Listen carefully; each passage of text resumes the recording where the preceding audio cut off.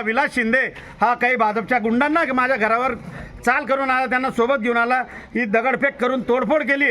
तोडफोड करताना त्यांनी विचार देखील केला नाही की या घरामध्ये फक्त महिला आहेत, माझी अंधाई बाहेर बसलेली होती, तरी त्याला कुठल्या प्रकारची त्याला अशी दयामाया आली नाही आणि या गुंडाने दगडफेक करून शिवीगाळ केली.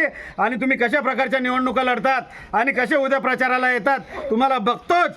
पोलीस प्रशासन आणि या सगळ्या गोष्टीला आम्ही पोलीस प्रशासनाला ही माहिती सांगितलेली आहे. पोलिसांच्या गाड्या देखील आमच्याकडे आलेल्या आहेत.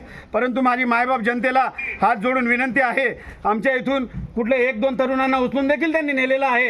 हे आमच्या परिवाराचे जे सदस्य असतील त्याच्यापैकी कोणाला तरी उचलून नेल्याची माहिती मला मिळते. मी नेमका इथं नव्हतो, मी आत्ता आलो त्यावेळेस पोलीस गाडी देखील इथं आलेली होती.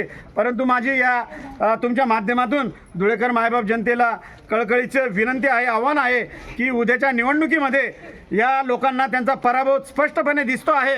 वातावरण यांच्या विरोधात गेलेलं आहे. यांची सत्ता बसणार नाही आहे. अनेक